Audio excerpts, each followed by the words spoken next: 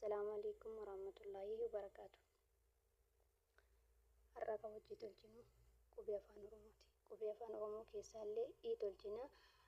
Qubeen tun qubee afaan Oromoo keessaallee dubbachiiftuu shanan irraa takka isii tana.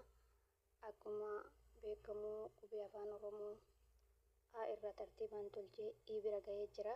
Warroonni viidiyoo duraan tolchee gadhiise argachuu barbaadan yuutuubni irratti argattan yuutuub Raabiyaa Kadir takka ogummaa harkaa jedhu. Ogummaa harkaa jettanii yoo sarchi gootanis Raabiyaa Kadir jettanii yoo sarchi gootanis yuutuubni isinii ba'u tokkuma sabiskiraayib godhaa viidiyoon gadhiise akka isin bira ga'uu fi akkasuma laayikii godhaa jaalala qubee afaan Oromootiin qabdan agarsiisa. Warroonni shabakaan keessan yuutuuban dalanne gama feesbuukaatiinis Raabiyaa Kadir jettanii yoo sarchi gootan viidiyoo kan argachuu dandeettanii kallattii mandalagassin jalqaba irratti waan kana ni qopheeffattu. Itti aansitanii kirrii bifa feetanii qopheeffattu. An ammaa fi bifa kana qopheeffadhee jira. Ergasii booda akkanatti qabna. Akkanatti ni qabna jechuudha. Irraan isinii deebi'a. Akkana gooneeti.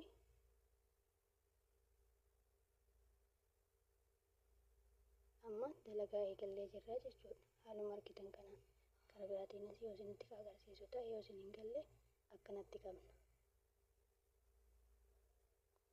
Ergasii booda akkanatti qabneeti as baafnaa jechuudha. Haala argitan kana amma sirruma isinii adeemu. Erga haala kanaan qabnee as baafne takkaan irra isinii deeba.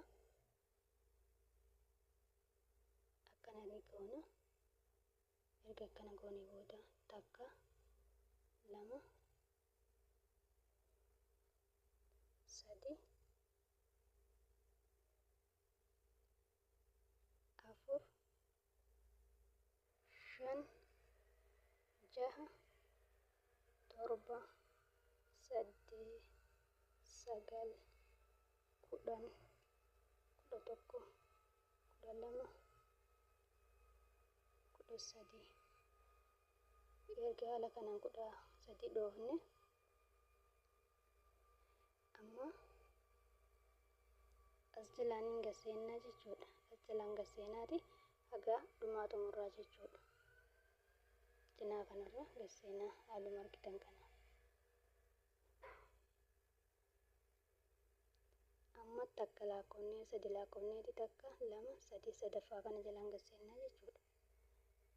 Yoo isiniif hin galle asirraa takka jennee lakkoofne takka lama sadi takka lama sadi sadaffaa kana jalaan hin gasseena. Sun akkam yoo jettan ni ilaaltu viidiyoo sadaffaa jalaan hin gasseenaa jechuudha. Haala kanaa wanti nama dhibu tokko hin jiru. Ergasii booda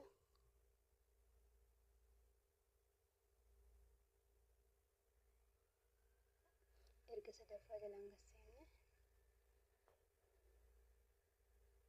qabni as baafna jechuun haala kanaa. Bakka itti aanutti dabarra. Ammas bakka itti aanutti dabarra.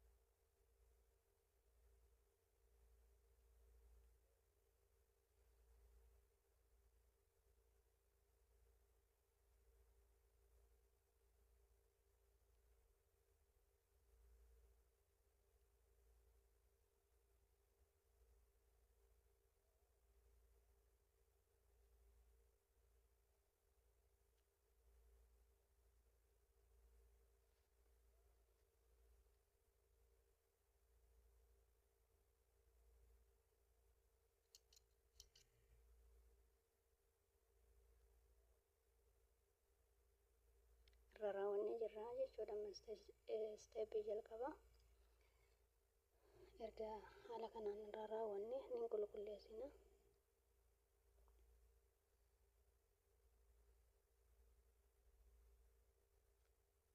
Haala kanaan qulqulleessinee tolchina jechuudha akka waan irratti hin argamnetti.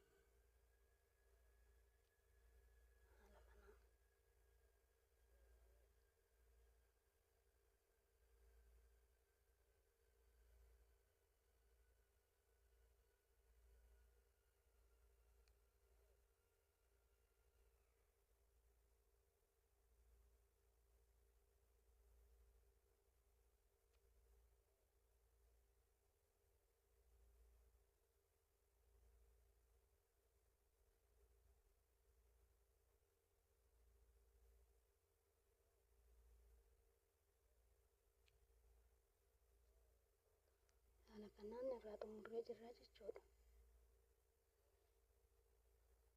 Irraa xumurree jirra. Amma steepii itti aanu qofa steepii itti aanu dalannaa jechuudha. Steepiin itti aanus laafaadha. Ergasii booda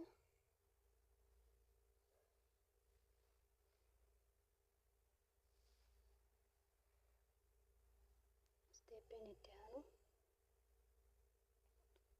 akkuma duraa akkanatti ni qabna. Ergasii booda takka lama erga lama dhoofnee booda dhimmarra irraan isinii deebi'a yoo xiqqoo viidiyoon qulqullina dhabuudhaaf isinii galuu dhabe hin beeku. Akkanatti ni qabna akkuma duraa.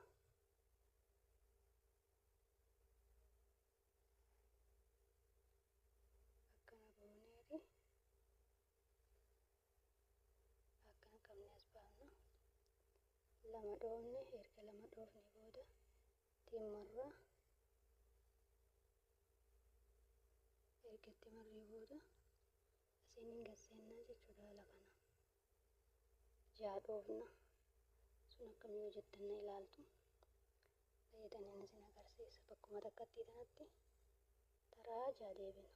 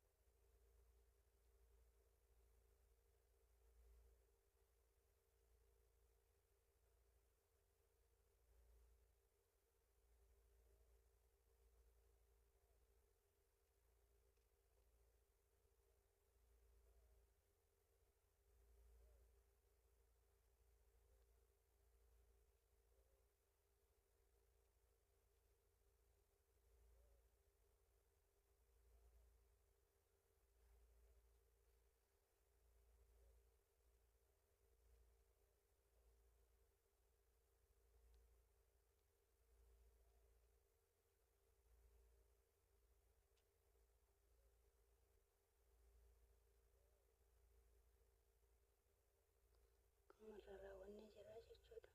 Steepiin itti aanu jala kanaan gasseenna. Qabnee as baafna.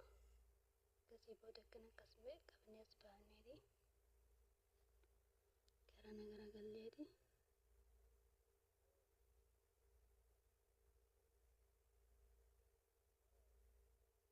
Ergasii booda haala kanaan qabnee as baafna jechuudha. Irraa raawwannee jirra tanas.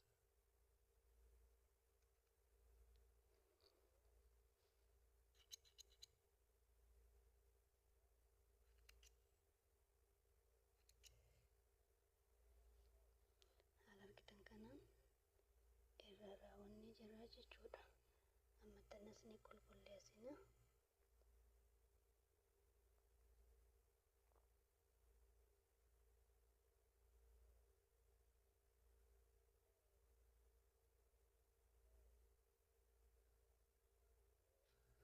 Haala kanaan irraa raawwannee jirra jechuudha.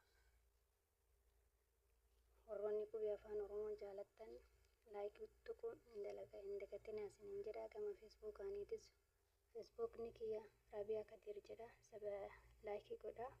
Wassalaamu alaikum warahmatullahi wabarakatuh.